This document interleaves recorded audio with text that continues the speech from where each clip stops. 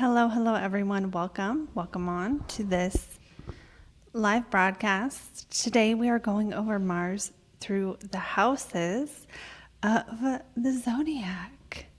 And if you're jumping on live, say hello. If you're catching the replay, know that everything on the replay is just as good as what is on the live. You're not missing anything. If you didn't make the live, I know not all of you are in my time zone. So welcome on, though, for everyone who is here. And I'm going to do what I usually do at this time, which is quickly do a sound test and make sure we have sound.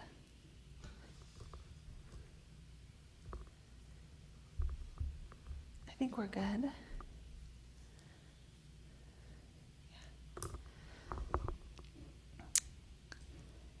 Yeah, okay. So let's try that. All right, so our sound is good and our video is good and we are live and we're talking about Mars through the houses. Today we're going to talk about what Mars does in the houses, how it affects the different houses, and then I will be going through each house where you have Mars.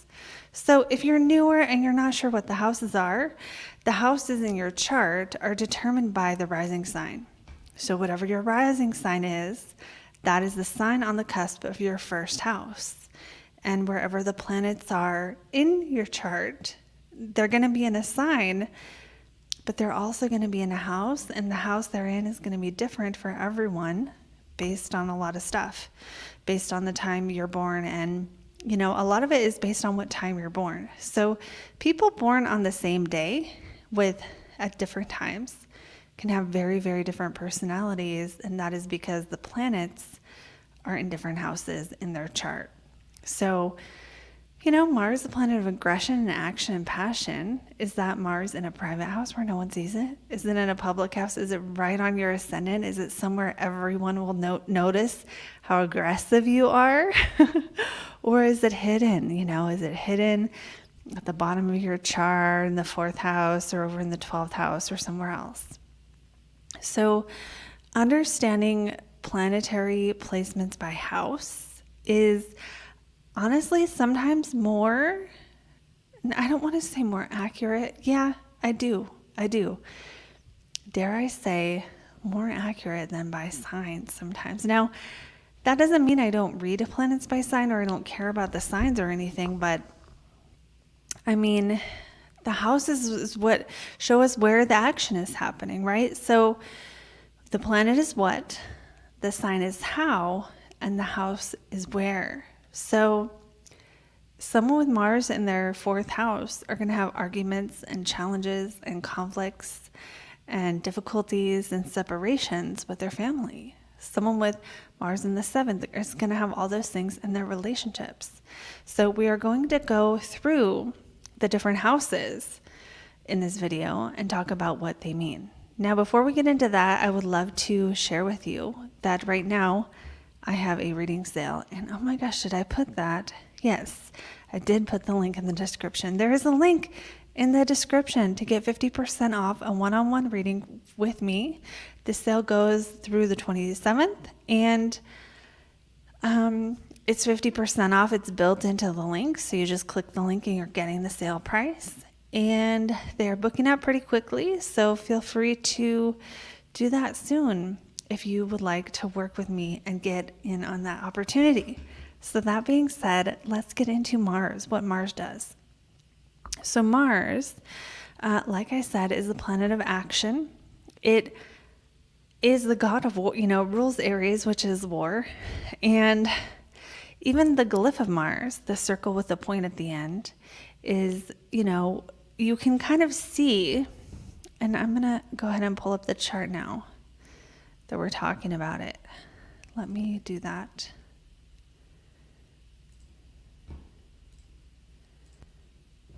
Okay. So here we have this very big chart with a very small Mars. I want that to be bigger. I don't think I can do it. Yeah, I can. Okay, so I'm trying to zoom in on Mars here. There we go. there we have Mars. We have that circle with a point at the end. And, you can just kind of see in the glyph how straightforward, cutting, direct that glyph looks. Like it's just about to march into action. Like it's the tip of a spear. And the archetype of Mars is the warrior. It is the god of war. And so it brings with it some of the energies we would expect of being self-focused, self-directed, having a mission. All the qualities someone at war needs to have to survival, putting the self first, right? When you're at war, you can't be thinking about if your buddy's okay. You got to be thinking about dodging that bullet or shooting the next bullet. Now, even stepping outside of the war analogy, Mars rules in astrology things like sharp objects and heat. It rules things like fights, disagreements, quarrels, spats, bickering. If someone in your life is a jerk all the time, sometimes you can see that with your Mars placement. Mars is like I just think of a person who is just consistently pushing you. That's kind of what I think of when I think of Mars, is like just that kind of metaphor, that kind of archetype of just push, but not in a good way necessarily. Just like in a very you're being pushed because there's an arrow in your back and you have to go. Mars rules conflict. Now, conflict sometimes is necessary. So Mars also does represent separations. It also represents inflammation. It is heat. So the areas of life that Mars hits are going to be things that are maybe inflamed, metaphorically or really, things that have separations and severing. Cuts, sharp objects, that's Mars, that's ruled by Mars. And then heat, right? So like burns or heat in the sense of things like heated discussions or heated arguments or frustration is ruled by Mars. And on a personal level, Mars is going to rule how we go after what we want, how we get what we want, and how our passion is expressed. So whatever Mars does, whatever house Mars is in, it's going to have those effects. Now, if you want more stuff like this, you could also join my course, which we're still going through. It's 8 weeks. We've done week 1, 2, and 3, and next week is actually tomorrow, Saturday, and we're going over what are we doing? Rulership. So we're going to be talking tomorrow about how, the ruler of a planet in a house, what it kind of means for the different rulers of the houses through the houses. This isn't a course where we're doing like this, where I give definitions. It's where I teach you how to apply it for yourself. So if you want to join that, join us. And let's now go into the different signs. The different houses. So we're going to go through house 1 through 12. And if you don't know where your Mars is, especially if you're watching this after, you can always go to astro.com to find this circle chart, or Cafe Astrology has one that is not a circle chart. It gives you a list. So if you're not quite able to read a circle chart yet, that's okay. You can still get that information. So going ahead now to Mars, going through the first house. And you'll notice in our little picture today, we have Mars here at 1 degree of Virgo. That's where Mars was 2 days ago. For some reason, I'm on 2 days ago. I don't know why. But your Mars may not be at 1 degree. It might be anywhere within the sign. And you'll notice I am using whole signs for this. You can use whole sign or Placidus. They both work. And I'm not someone who, oh, hey, Sophie.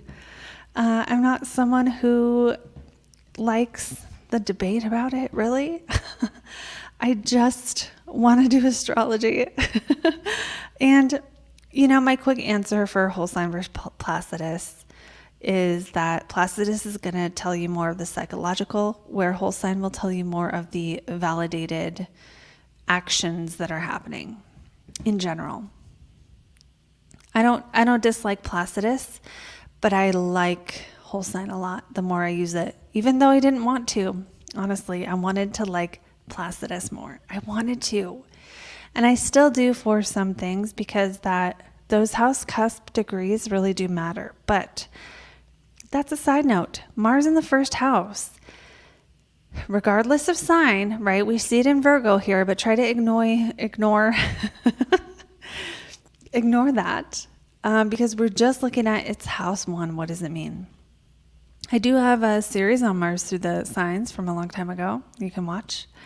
But Mars in the first house means you are like Mars. Mars describes you, and the closer Mars is to your ascendant, the more Mars describes you. So you really got to understand the energies of planets on the ascendant, because they're going to change what your rising sign. Let's say someone has a Cancer rising and they've got Mars there. Totally different than a regular Cancer rising. That's probably not the best example. Let me think of a better example. Maybe a Virgo rising. We've got Virgo up. Mars on the ascendant will make that Virgo rising so much more nitpicky toward everyone. It really will make them more like, oh, I gotta make you do stuff. Like Mars on the ascendant can make someone a little more pushy.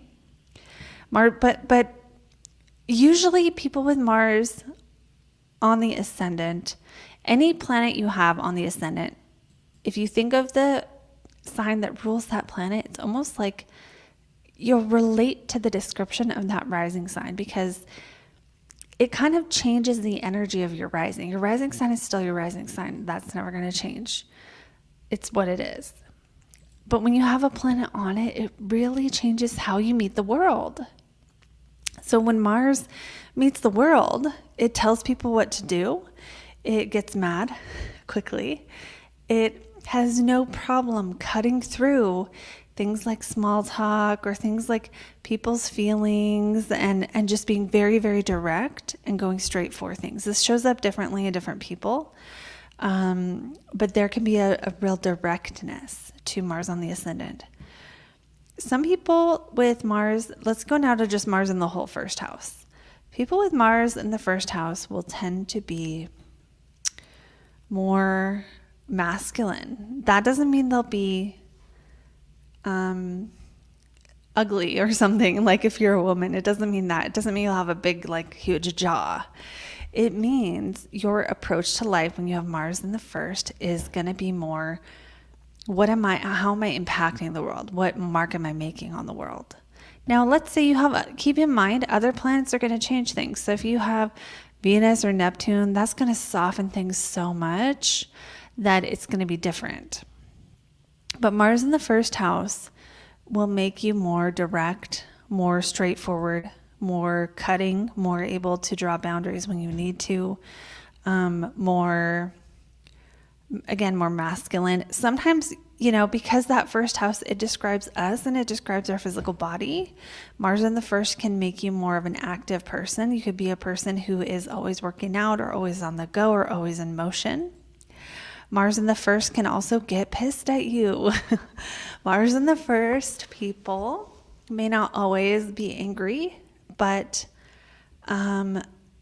sometimes there can be an unyielding quality here, because Mars is it is a masculine planet. I mean, it's so naturally pushing energy out, and fiery, and like wants to move and wants what it wants. And so there can be an unyielding quality to people with Mars in the first. I'm on this mission and you're not getting in the way of it.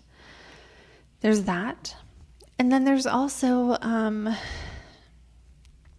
would say a person with Mars in the first house is probably not usually going to be somebody who wants to listen to your problems. Usually, unless it is so they can record them and then write a book with it. Like they are going to be more motivated by things that they will feel like they're accomplishing something. And again, Mars rules, the first house rules our body and our personality. And so what are you like?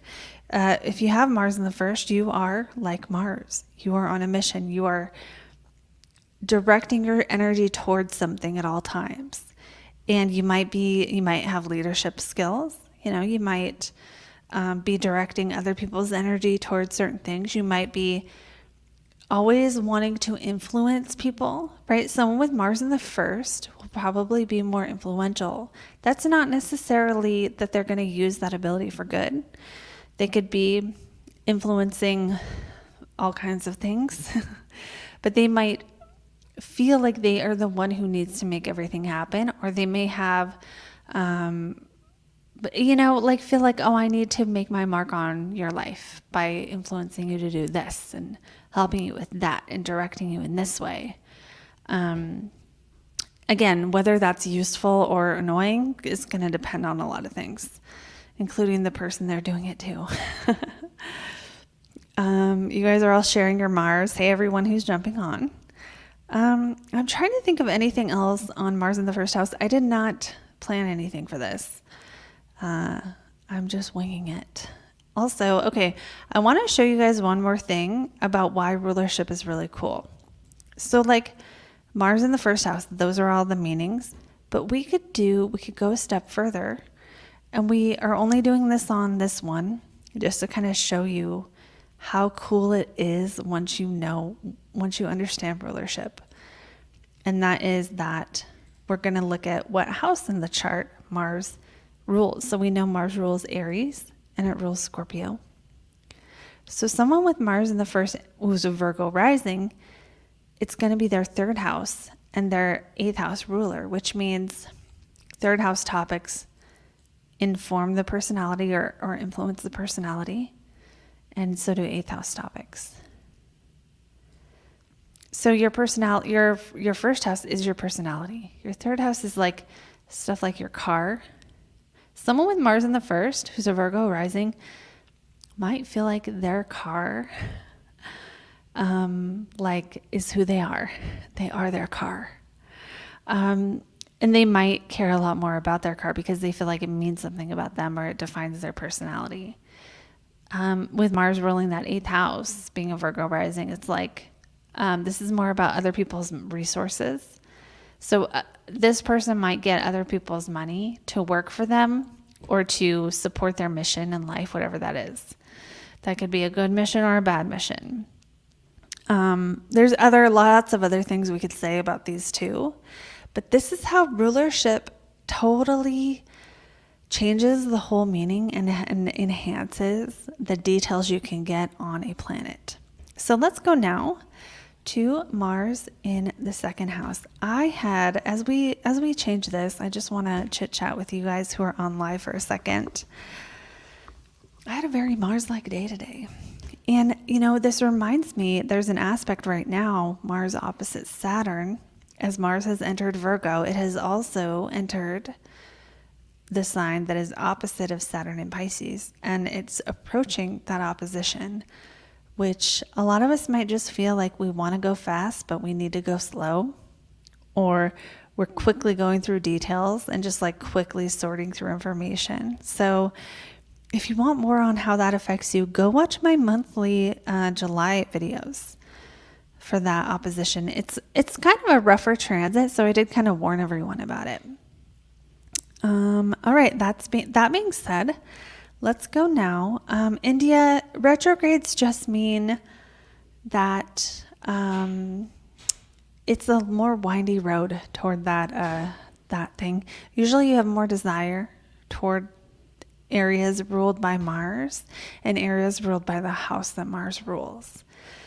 That's really kind of it. Like, it's retrograde, it matters, but it's really that simple.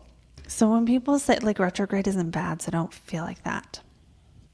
Okay, so going on now to Mars in the second house, and I just have to change the time the right direction here,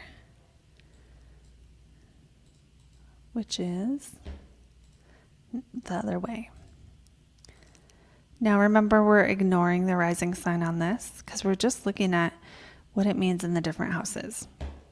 So when Mars is in the second house of money and of like money and our possessions and what we own, we can care more about our money.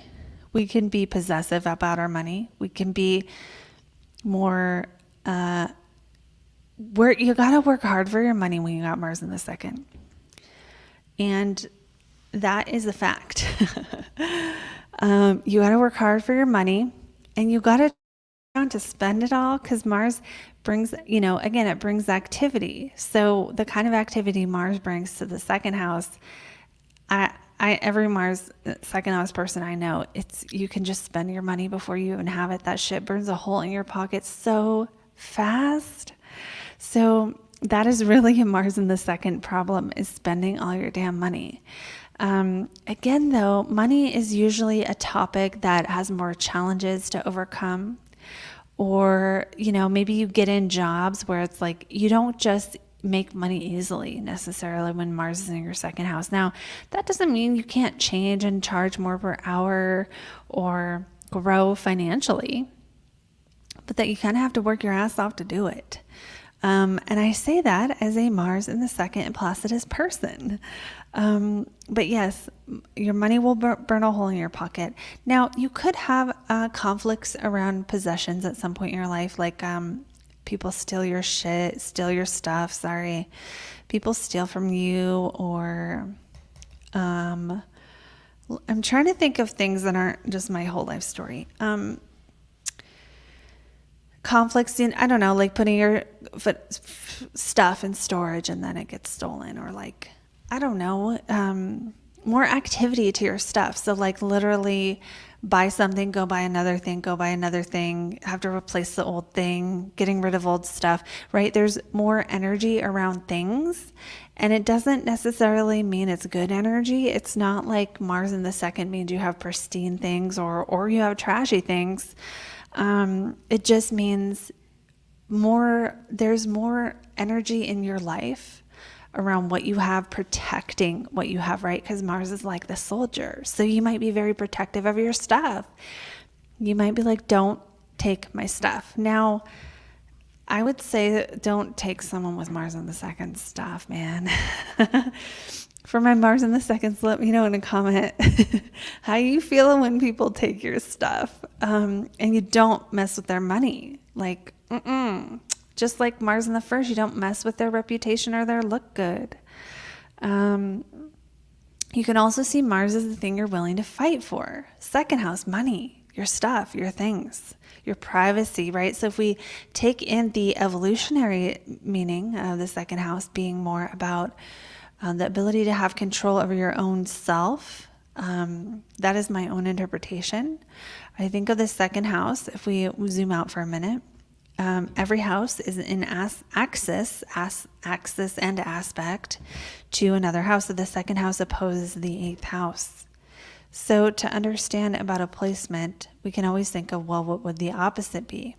And it's not that thing. So the eighth house is like sharing. Mars in the second isn't going to want to share. It's going to be, this is mine. And I'm just trying not to feel called out by my own self right now. You don't want to share with Mars in the second. You want certain things to be yours. You want clear boundaries on what is yours and what is not yours. So it's like, I don't know, Mars in the second's not going to want to do like relay race type shit where it's like, you do step 1, I do step 2, they do step 3. Unless they have other stuff going on that lightens that a bit or puts more energy in that eighth house or something. The eighth house is also other people's money. Mars in the second doesn't mean you can't handle other people's money or anything like that.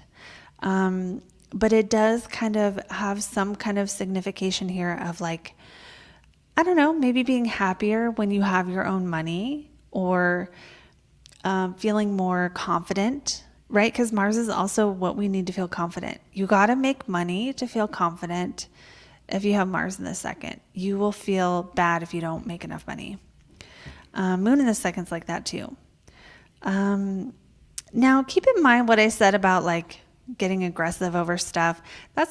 Every person's going to have a different kind of flavor based on their sign, right? So if this person, Mars in Virgo, this is much more of a passively controlling over their stuff. Whereas someone with like Aries, oh man, you'll know. You'll know when you eat a piece of sausage off their pizza, they'll flip out. I don't know why that's what I thought of. Okay. Kiki says, yes, a relative threw away literally everything I owned while I was gone. Okay. I have had similar situations. And I think there are probably a lot of other Mars in the second where it's like, again, separating from your possessions. Now, for some people, it could even be intentional here, where it's like, oh yeah, I moved to another country and I put all my stuff in storage and I didn't ever see most of it again for reasons. But yes, Kiki, I feel you. And that's all I can think of for Mars in the second. Now, if you want to go a step further, you need to understand the rulership and know the house that Mars rules, the two houses, in fact, that Mars rules in your chart, inform or make a difference in your money. So this would be the ninth house. So like higher education, maybe you make more money if you get a degree, but not everyone is like that, right? I have a degree. I did not make more money. I do now, but it's not because of that. So anyway, I try not to talk about myself too much, but I just do. So then you would do the same thing with Scorpio, fourth house. Okay, someone with a Leo rising and Mars in the second, family either helps them make more money or causes them money challenges. And that's going to depend on some other stuff, like is it a day or a night chart? What are the aspects? Stuff like that. So let's go on now to the next one, which is Mars in the third. For anyone just jumping on the live, we're going through Mars through the houses. And feel free when I get to your house to comment, whether you're watching live or after. Comment if you relate. Mars in the third house. So the third house represents things like siblings, our early education, our mind, what else does it represent? Our car, okay, our car, transportation, how we get our commute kind of, like our commute, right? Our local environment. And so it's like from the time you step out your door to the time maybe you get to work, right? And then the trip you make after work to wherever you go, and then wherever you go before you go home, that's the third house. So those like trips and stuff, that's the third house. Communication. Mars in the third is going to have strong ass opinions about things. Doesn't mean they're going to tell you them. You want to see what kind of sign it's in to see, is Mars going to be, in Scorpio, lurking there, not saying shit and just silently judging everyone? Or, is it going to be in Libra and just want to, never upset anyone, but still have strong opinions that are just going to wait till they know how everyone else feels about it before they say anything? So Mars in the third can also be, it can be something with your car, like you maybe buy more cars, or you drive fast, or you, your car, I don't know, you drive your car a lot, or you put a lot of miles on it. You drive all the time. That could be a meaning. Now, elementary school, your elementary experience is described by the sign and planets here. So with no other planets here, you probably got in fights at school, or you got picked on at school, or you were like me and said things you got in trouble for all the time, or like, and it doesn't have to be like you were a bully or anything, but Mars in that third, sometimes it's people, right? So this could be siblings that are more just argumentative.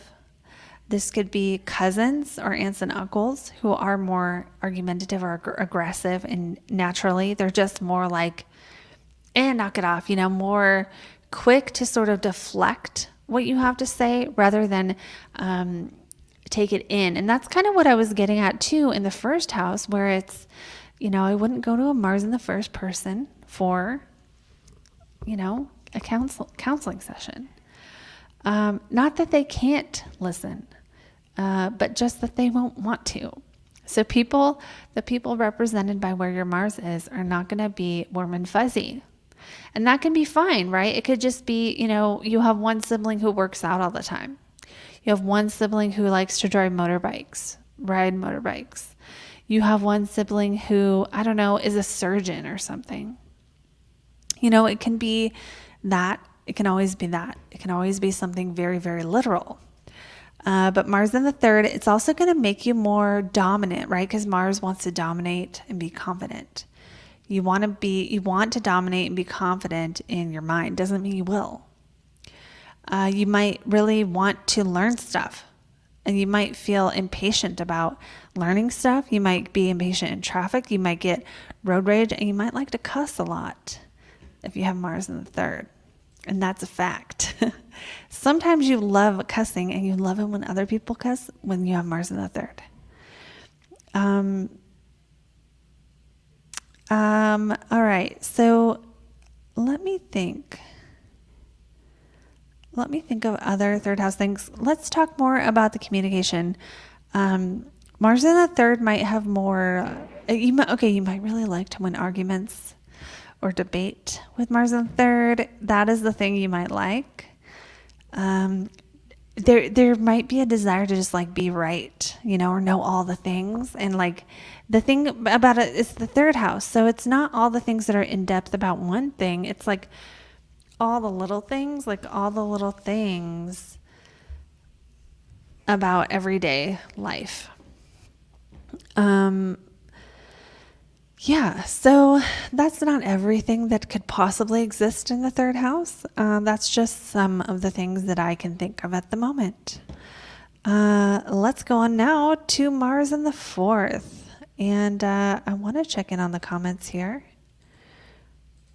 So we're going to move Mars over here to that fourth house, ignoring what sign it's in. And let's see, I'm just going to check in on what everyone's saying. Oh yeah, Kiki, the most I ever made. Okay, you can still make more money. I say that as a Mars in the second person.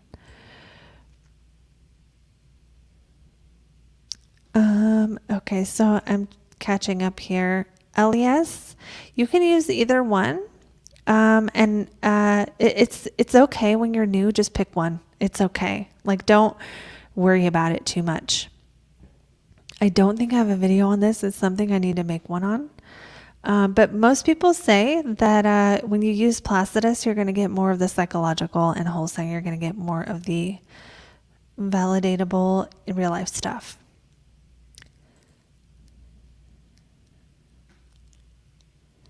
Seth says, Mars in Virgo, third house.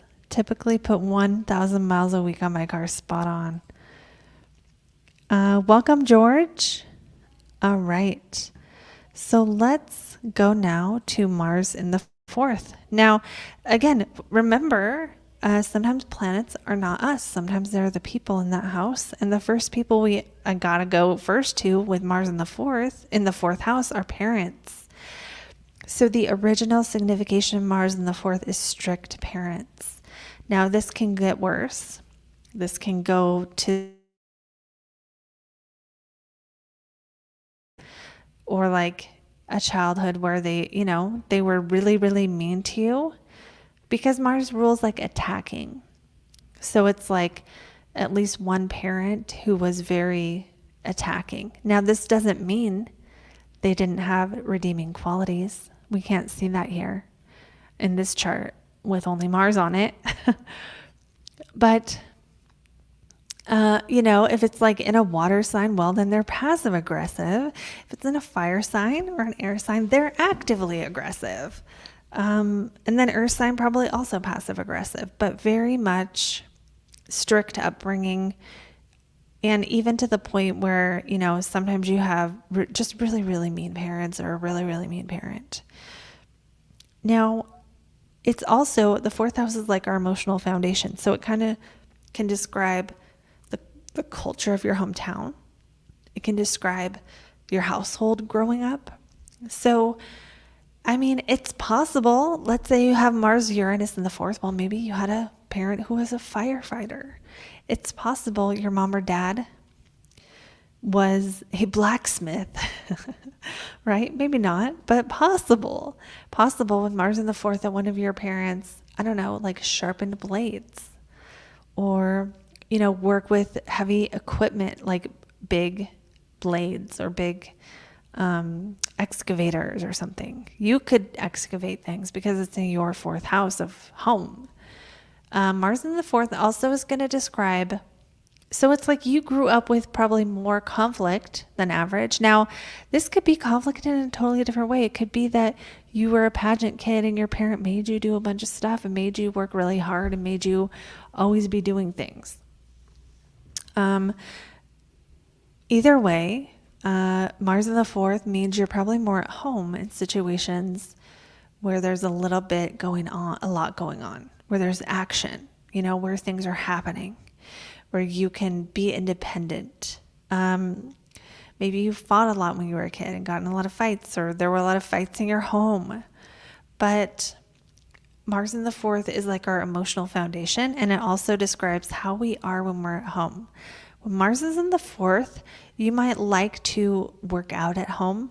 You might like to do stuff at home where you're always moving, like, I don't know, even like have your own swimming pool, have your own home gym, be, working in your garden, be rearranging furniture. Some of that could be from Mercury as well, if you have Mercury, that back and forthness. But Mars in the fourth usually is not someone who, like me, will get home at the end of the day and just sit on your ass. That's not usually how Mars in the fourth wants to roll. It's like they get home and they want to do shit. They want to like move. They want to organize. They want to clean. They want to like get on their treadmill. There's just this activity that's brought to that fourth house. And it's possible that activity may not be just moving your body. It could be having people over. It can be other things, but you probably want your home to be more active than calm.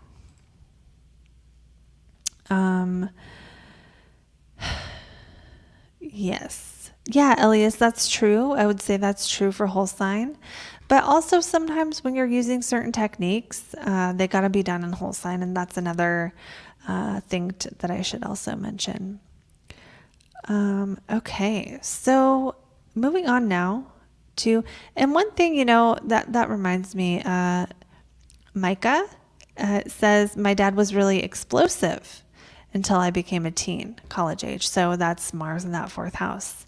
And how perfectly it illustrates that it was only when you were growing up, which is, I wouldn't say fourth house planets end after we grow up, because like the effect they have on us always stays with us. But it just perfectly illustrates how that changed for you. And that energy really does go in that house for you. And also keep in mind that just because you don't have Mars in the fourth does not mean you can't have an angry parent, okay? It doesn't work like that. Astrology, we can see different things in different places. And that's more of a conversation I would teach in a course. But moving on now to Mars in the fifth house. So Mars, when it's in the fifth, is going to bring, it's going to stimulate, it's going to enliven, it's going to bring a ton of energy to your love life, your kids, your creativity. This is really good placement. I wish I had this one, because it makes you able to focus on and go after what you want. Okay. Same with Mars in the first. You can go after what you want. You can focus your creativity and aim it in a direction, as long as you don't have Neptune there messing it up. Mars in the fifth brings, now, okay, remember what we said, Mars can be a person. The people we see in the fifth are going to be people you date. And like the fifth really does kind of, the 5th and 7th together show our relationships, but the 5th is going to cover dating and the people you just meet and how you flirt. With Mars in the 5th, sometimes you can attract or you can end up with people who are more aggressive. Like, I don't know, you might find that the guys you date or the girls you date or whatever are total assholes. Or it could be more in a positive way, like they're good at leading and directing you, and when you go on the date, they make all the decisions or something like that. It can also be you being more interested in that thing and having more energy in your life put on that thing. Well, 5th house is pleasure. It's our creative potency. It's our ability to bring life into the world, whether it's through children or whether it's through our own creative passions. And so you might be into something Martian for what you like to do for fun. You could be into MMA fighting or any of that stuff. You could be into cutting vegetables as a chef or whatever, cutting meat, whatever you want to cut. You could carve something creatively. You could, what else could you do with Mars in the 5th? You could use your body to express creative. So like dance, more specific, very directed kind of dance, or very like passionate, high movement things. Creatively doing high movement things. That can be dancing. But like, you know what I mean? High movement dancing, not ballerina stuff, but like, I mean, ballerinas move. Don't get me wrong. But not like the flowy, I'm just moving because of how I feel. More like in your face street dancing or something. It doesn't have to be street, but with Mars it has to be kind of direct and punchy. Okay, for kids, sometimes you just have a lot of the thing in the 5th house. You have a lot of dates. You have a lot of sex. Okay, 5th house Mars has a lot of sex. They want it. I mean, it's just facts. And they can get it usually because you bring all this energy to dating, right? Like you bring, whether you think you are gorgeous or not, it's irrelevant. If you have Mars in the 5th house, you are just going to be like able to go out and get a date easily. Now, some of you are like, why is that such a big deal? It is a big deal because you bring all this energy to your dating life, and you can attract partners. You can have lots of things going on. You can, like, wherever you have Mars, you can hold that energy, if that makes sense. Whereas, I don't know why I keep comparing it with Neptune, because Neptune dissolves. They're not total opposites, but it works for the metaphor. Mars stimulates and allows you to focus in on something while you're going after it and stay focused on it until you get it. So Mars in the 5th, in my opinion, a bit of a gift. Your kids might be challenging them. Your kids might challenge you. It could be what kind of parent you are. You're challenging to them, and you challenge them, Lord, like to make them grow, kind of a thing. But it can also be, it could be not that. It could be they're challenging back. They're passionate little people, little humans, until they grow, and then passionate big humans. I'm trying to think of other. 5th house is our creativity. It's also having your own business. If you want to have your own business and you have Mars in the 5th, this would be a more positive indication for this, for you. And again, creative potency. I cannot stress how much you can focus in on something. Now, creativity doesn't have to be painting a picture. It can be any kind of creation you bring into the world, whether that's creating a business or creating anything at all. This is 5th house, Lori. Okay, so I think that's it for that one. Let's go on to Mars in the 6th. The 6th house is not a good house. It is considered a dark house in ancient astrology because it cannot be seen well from the ascendant. And planets in the 6th house I just covered this in my course. Planets in the 6th house tend to indicate something that kind of goes bad. It doesn't go well. Lori, it can't be in 2 houses. It can't be in 2 houses. If you are looking at whole sign and Placidus, it might be in 2 houses that way. It's only in 1 house. Unless it's on the cusp, right? So if Mars were at 0 degree, it would be on the cusp. And technically, that is kind of in 2 houses. That's how it can be in 2 houses. But since this is a 1 degree, you can see that little tick mark there. It's in the 6th house. Okay, so going on now to Mars in the 6th, why it sucks. Okay, if you have Mars in the 6th, you're probably going to work hard. You may not always get a lot back for what you do, because, and that doesn't mean, okay, it doesn't mean you won't, but like planets in the 6th don't get recognition. They just do the work. Mars in the 6th works at the kind of thing like working for someone else. Mars in the 6th does chores for people. Mars in the 6th takes care of the dishes.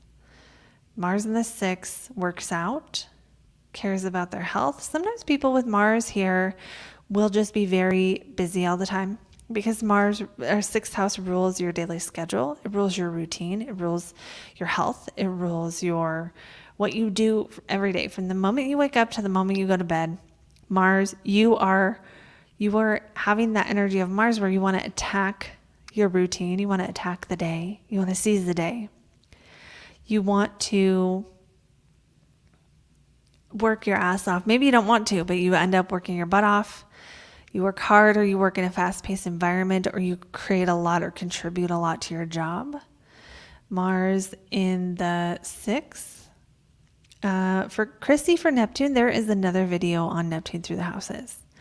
I highly recommend it. It is so good. And it will address that question. Mars in the 6th is also pets. Now, you might just want to have a lot of them, you know. It's possible with Mars in the 6th, you're like, I'm going to get all the cats. Or, I don't know, you have cats that fight with each other, but that's not the main, that is not the main part of Mars in the 6th. It's where your energy goes. And the 6th house is kind of like your job can really kind of take all your life force energy. It can feel like that for people with Mars in the 6th. And the thing is that Mars has a tendency to sever, right? So with Mars in the 6th, there could be a significant or a few significant times where you leave a job, or there might be some significant energy around, I don't know, having to set boundaries in your work, or having to say no, or working in an environment where you're expected to be on call, or you're expected to stay late every day, or you're expected to just do a lot, accomplish a lot, get a lot done. You could be more aggressive and proactive about your position and want a higher one. It's not uncommon for planets in the 6th to wish they had a higher status in life, because the 6th house is the chores. It's the work we have to do. It's not the recognition. So sometimes this is doing stuff you don't get paid for, like having a salary job and working overtime, but you're on salary. It could also be things like working out, like working hard at your health. Mars rules inflammation, it being in the 6th house. I don't treat or diagnose anything, but I would say that it's possible someone with this placement may have some kind of experience with that. Mars brings activity to your daily life. Another way this can show up is you're always busy. You're always busy. As soon as you get off work, you're going out to eat, you're doing this. And this almost, not obsession, but for lack of a better word, this almost obsession with filling your time with something that keeps you busy all the time. So you could just be the kind of person who stays busy, and never stop staying busy, because, you know, that 6th, 12th house axis as well is going to be, that 12th house is when we take a break, and Mars is the opposite. So one of the significations is doesn't take a break or doesn't get a break. So we'll stop there for Mars in the 6th and go on now to Mars in the 7th. Now, Mars in the 7th does stimulate your love life. It stimulates relationships. It makes you want a relationship more, because wherever we have Mars, we want that thing more. We're more driven to go after that thing. So that's not always a bad thing. Sometimes people with Mars in the 7th end up with relationships where the person is mean. Sometimes they have mean partners. Sometimes they are the mean partners. Sometimes sometimes Mars in the 7th people will end up with partners who they feel like they always have to tell them what to do. Like they won't do anything. And so there's that. And then Mars in the 7th, I will say, and I don't want to pick on anyone, but I've noticed this. Mars in the 7th can be demanding. They can be demanding sometimes. Like, they'll want more from you. That is my experience of Mars in the 7th people, is in relationships, even if it's not a love relationship, they want more from their people, whoever their people are. They will ask for more and they will try to get more. That's not always a bad thing. Now, when it comes to the life of the person with Mars in the 7th, you may have a partner who fights with you. You might like it. You might want a partner who fights with you, or who challenges you, or who debates you on stuff. You might really prefer that. You might have a partner who has Mars qualities of leadership and directness, and maybe they tell you what to do and you like it. Maybe they're dominant and you like it, or maybe you're dominant and they like it, or maybe you guys have little fights in different ways about who's dominant. Maybe it's fun, it can be that kind of challenge. Mars, you might enjoy working out with a person. You might have a relationship where it's about going and doing stuff and being physical and like getting hot and sweaty together, which I'm not going to say is wrong.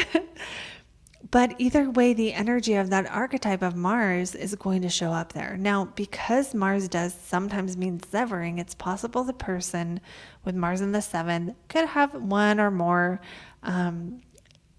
situations where a relationship ends. Now, Mars in the 7th doesn't necessarily mean your relationship will end, but for someone with Mars here, if we're looking at timing of endings or timing of big fights or something, it would be when that Mars gets aspected, there could possibly be some severing. Now that's going to depend. But another thing, Mars in the 7th could have more than your average share of friends who just try to tell you what to do, or bully you, or are dominant. Now, depending on your chart, you might like that. You might like having friends or the close people in your life or your significant others be more in charge, or you might not. Depends on other stuff. But either way, you're probably going to see the energy of control and dominance show up in relationships.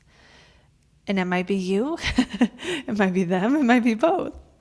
That's what I'm going to say for Mars in the 7th. It brings energy and activity to the love life, especially the long-term relationships. And it does make you more, you desire what Mars is our desire. You desire a partnership, and you desire for them to do things and to get off their butt and to be active. So that's Mars in the 7th. Now let's go to Mars in the 8th. Now this one is a bit tricky, complex. The 8th house is another dark house, not visible by the ascendant. And planets in the 8th house tend to get mixed up with people, entangled. Planets in the 8th get entangled with people. When you have anything in the 8th, it's easier for you to mash souls with people. Harder maybe to unmash sometimes. And with Mars in the 8th, the 8th house is a house of other people's resources. So sometimes, it's just simply you're an accountant or something. For a lot of us, you're not going to be accountants. Sometimes you are more interested in and passionate about eighth house topics like sexuality, like psychic work, like what else goes in the eighth house? Other people's money. The other side, the little bit of occult stuff, darkness, death. Okay, Mars in the eighth does have sort of a reputation for death. Now let's talk about what that really means though. Because I've met people with Mars in the eighth and it wasn't like they died young or everyone died or anything like that. It was more like people would come to them when someone died. So it's like when you have a challenging planet like Mars in the eighth house, the eighth house has a psychological component, and it actually gives you the gift of Mars in the eighth is you can handle the topic of death where other people can't. And as a result of that quote unquote gift, you're probably going to be around it more because people need you. People who are grieving need you to help them. And, whether you accept that as a gift or not is your choice, your prerogative. But I will say that if you're looking for the silver lining, that is part of it. Now, I really can't not talk about sex with Mars in the eighth. It's a very, very sexual placement. So if you have Mars in the eighth, you're probably going to be a very, very sexual person, and you're probably really going to be interested in sex, but not just sex, but like sort of the other part of the eighth house, which is like merging with other people, going beyond where you are, expanding your comfort zone. You might be obsessed with psychology. You might really want to heal from things. You might have challenges early on, difficult like relationships. Mars in the eighth can have trust issues. Or, you can just be really dominant and controlling in the bedroom. It can be that. Either way, it's like you're aggressively going after the eighth house topics. Now, is it possible Mars in the eighth could be psychic? Yeah, you could probably easily get information from other people. You could probably easily read people. Mars in the eighth kind of does get a bit of a bad rap. I feel it's really, it's intense is what it is. So if you have Mars in the eighth, you might be really intense. But remember that planet might help you do eighth house things. Like if you need to get a loan, you might really be able to just go after that and get it. You might be able to easily acquire money from others. And that can be like your partner, right? Your significant other. Or it could be through inheritances. I wouldn't say Mars in the eighth makes you have an inheritance. It's actually not. I wouldn't feel like that actually by itself. But it does guarantee that there's a desire to, again, go after eighth house topics in some way. Now, for some people, it's going to be all of them. You're going to be like really sexual, want to do tarot and just live in the occult and just live your life there. For other people, it may just be one of those things. So let's go on now to the next one we have, which is going to be Mars in the ninth house. Mars in the ninth is going to be more aggressively going after ninth house things like travel, the meaning of life, foreign languages. Really would not be surprised, Mars in the ninth, to see someone travel and go overseas and meet foreigners or desire. Mars in the ninth, maybe you have a thing for other languages. Maybe you learn a few languages because you have this voracious appetite to know, in depth. Mars in the ninth can be I've seen this in the chart of a police officer. Why? Because you're using force, Mars, to do a ninth house thing, uphold the law. So like if someone was like a bailiff at the court or like, the other people who work at the courthouse who like are are the ones who carry the gun and are there to protect everyone, that kind of thing. It could also be missionary type stuff, right? Because the ninth house is all about our beliefs. And Mars here can make you very, very, very devoted to your faith. Very, very, very passionate about what you believe, to the point where you are a straight up missionary or something in between. In between that and anything, anyone else, in between that and just like telling your relatives how they should think about God, Anyway, Mars in the ninth does bring that passion and the desire and heats up the area of those things. Now, for some people, this might bring challenges or conflicts to those areas. So you might have conflicts when you're traveling. You might have you might get cussed at people in other languages. You might have conflicts with beliefs with Mars in the ninth. You might separate from a guru or like a self-help program or like something else that kind of has a belief system that goes with it. That could be a major challenge for someone with Mars in the ninth at some point in their life. But Mars in general, it's going to make you care about your beliefs more, and it's going to make you care about your intuition more, and it's going to make you probably want to travel, get out of your town at least once in your life, and you'll probably do it with Mars in the ninth. This can also be higher education where you're passionate and motivated to do that. Okay, so going on now to the next one, which is Mars in the 10th. And I'm going to actually move it to a day in the future. So I wish I thought of this earlier. So it's not right on the cusp. So it's clearly in the 10th house. All right. So Mars in the 10th house is going to be very passionate about career growth. Now, this is your reputation as well. So Mars in the 10th, you're going to want to have a good reputation, and you're going to probably work hard to get it. That can be by becoming good at what you do. It can be by it's not even aggressive. I'm thinking of someone I've known with this, where it's just like always pushing forward on their job, always doing the next thing. If this person is making content, they're making it every single day. It's doing things all the time to push forward in your career because it matters to you. Now, Mars in the 10th, it doesn't necessarily, I don't see this one as challenging usually, unless it has other stuff.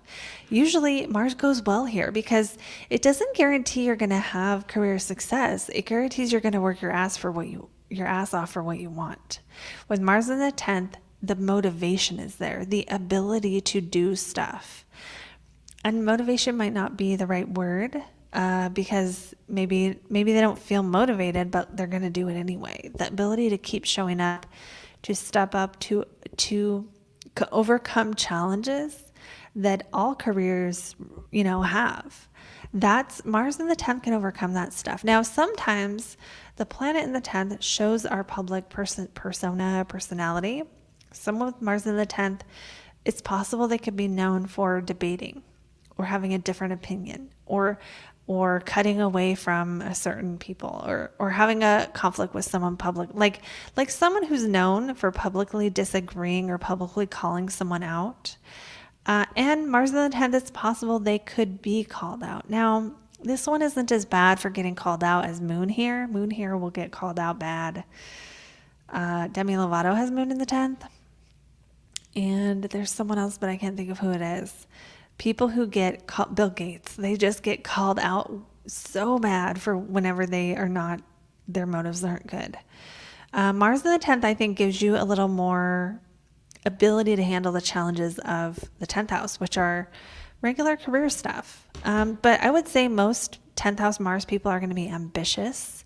They're going to care a lot about their career, and they're going to work hard on it. And they're probably going to find a direct approach to a thing as well. They're not going to beat around the bush and be like, oh, I need to be ready to be ready. Mars in the 10th is on it. So moving on now to the next one, which is Mars in the 11th.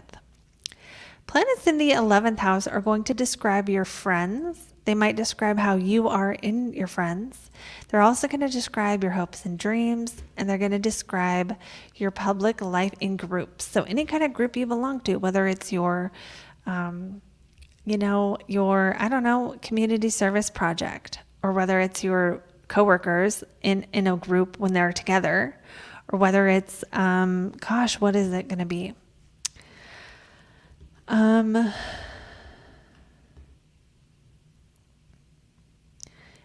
thinking.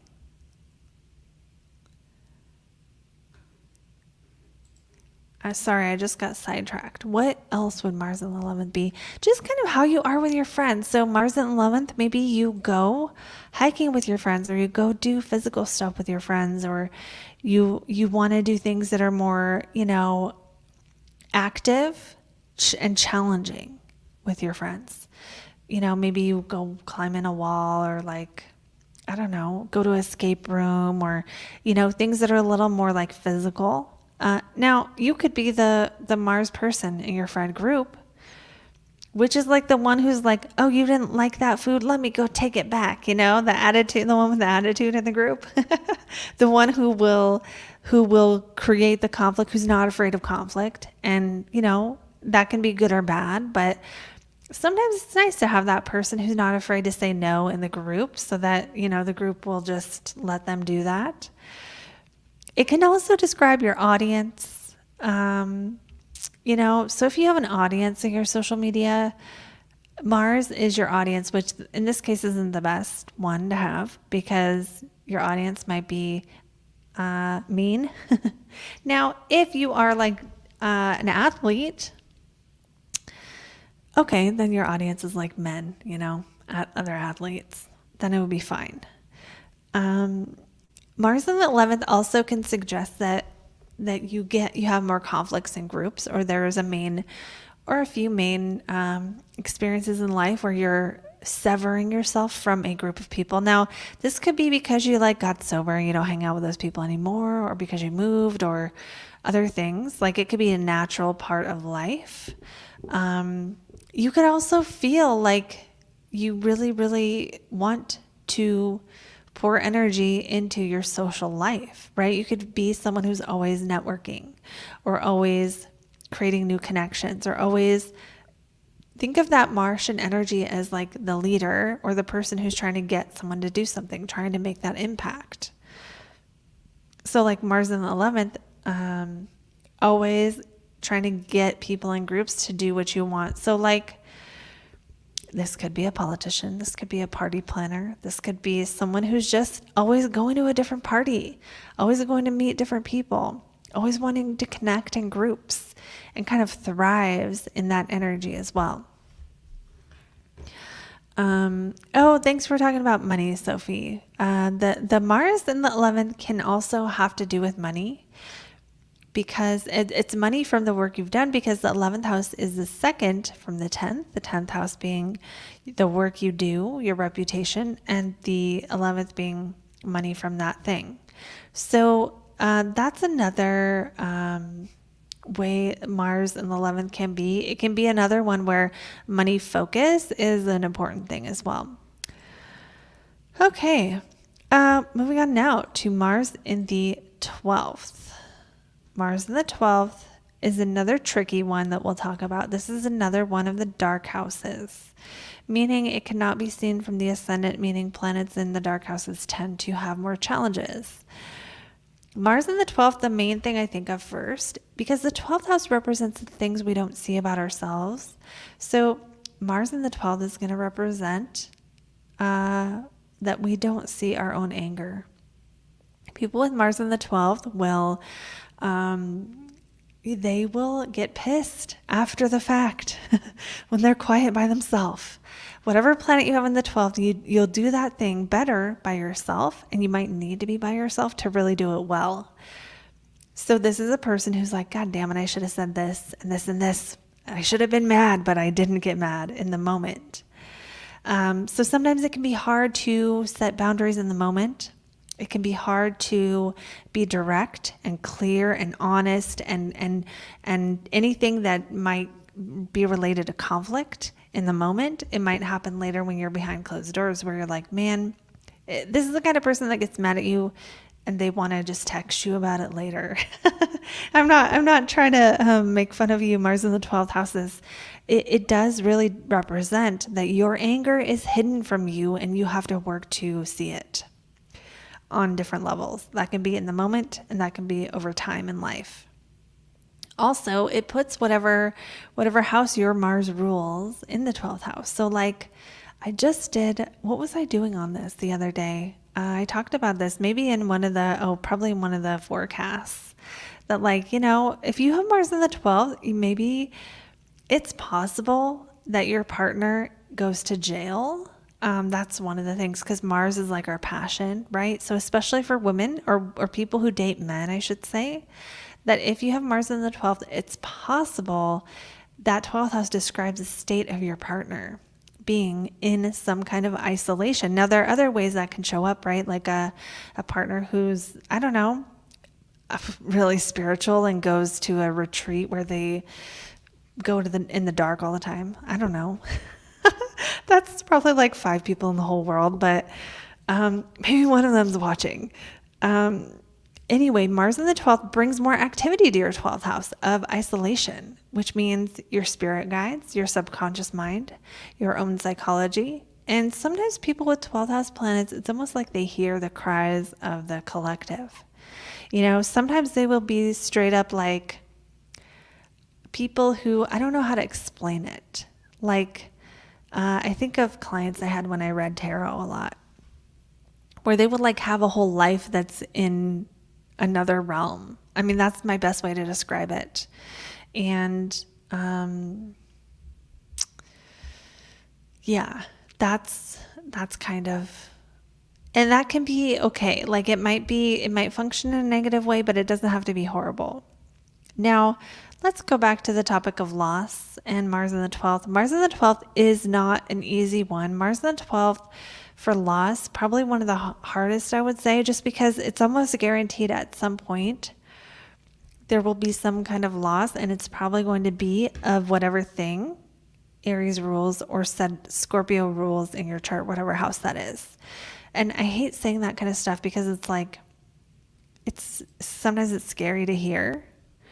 But the chart just does show us these things. This one's hard for me to put a positive spin on because it's gonna have challenges. You're gonna have challenges with your anger. You're gonna have challenges with whatever Scorpio and Aries rules in your chart. Those areas might have more loss. Now, let's say it's your third house of siblings. Let's just say that wouldn't be true for this chart, but let's just say that. I've seen that where the third house ruler in the 12th, it's like your siblings work against you. And that's something that can happen is whatever house in your chart Mars rules being in the 12th, those topics somehow in your life work against you. Does that mean you have a horrible life? No, it just means your siblings work against you. They contribute more to you not succeeding than you succeeding. Doesn't mean you still can't succeed. Just means that you have that thing to overcome and the chart just shows it. You've already lived through that though. Mars in the 12th, I would say though, could have some repressed anger going on. It's possible. Not always. And again, sometimes Mars rules the other person. Sometimes it rules your 7th house and your partner is a jailbird. Sometimes it is that literal. Sometimes people with 12th house planets too have more than their fair share of topics like mental illness or addiction, things that you recover from. And being Mars and Mars being known for cutting, it can also be like, at one point you had a broken bone or something. So Mars in the 12th, not the worst placement I've ever seen, but definitely a challenging one. Oh my God, that was so loud. Okay, so I'm going to go through some more of the comments here. If you're just jumping on, we have gone through all the houses, and you can totally go back and watch. Okay, Kiki asks, do Mars placements get easier as we age? Or do we just find better ways to adapt to them? I wish Mars was like Saturn. I don't think they get better. Now, if you are someone who really wants to work with your challenging placements, there are remedies. There are remedies for different placements, especially if you have like Mars in an aspect to your personal planets or something. So yeah, that is sometimes they don't get easier. Like, I'm going to give you the most extreme example, and just don't get scared, you guys. Like when Mars crosses your ascendant, this is known as a time where someone will take a shot at you. When celebrities are really, really big, like sometimes when Mars crosses their ascendant, that's when they get assassinated. So to answer that question, definitely no. Mars does not get easier with age. It does not get better. You can look to see if you have a day or a night chart. So if you have a night chart, which means you were born at night, your sun is below the horizon in your chart, Mars won't be as bad for you as Saturn. If you have a day chart, Mars will be your challenging planet. And of course, we can adapt to everything, especially when it's us. But we have to be willing to make that adaptation. And there are some situations where adapting to that thing is so unnatural and so against who we really are that it's like, it might not be worth it to try. And I think people can change, but I also think that like someone with the IQ can't make their IQ higher. You know what I mean? Like there's certain things we really can't change. And I feel like for everything else, there's MasterCard. Why did I just think of that? I don't know. Tim, thank you for sharing about your Mars in the 9th. Elias, Mars, Neptune in the 8th. Master of Seduction, thank you. That's my 2 cents. Okay. Oh, okay. Kiki says, my brother has Mars in the 11th and frequently alienates others in his groups by randomly exploding. Maybe Uranus is involved there. Sophie, make yourself go out to social places. Kiki, thank you.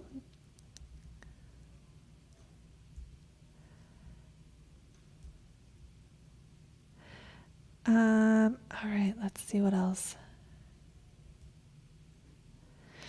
Sophie, I have one that it's by, who is it by? That makes me want to look. I hope my camera's still going, but I'm going to check it out. I was just looking it up like yesterday. I have to actually make myself not buy books. I have Mars in the 3rd because I'll always buy books and never finish them. What book is this? Yeah, I'm on it right now. What book? Rulers of the Horoscope by Alan Oken. Maybe this one isn't that old. It might not be the one, but it's really good. It's really good because it's kind of modern. Love it. It was loud. I know my sneezes are like the loudest. I hate sneezing at work. Okay, yeah. Okay. So that's kind of how you can interpret Mars. It heats things up. It makes things like severed. It is our anger and our passion, what you most want, what you most desire. And then through the sign is going to be how you go about getting that thing, right? So remember, the planet is what, the sign is how, and the house is where.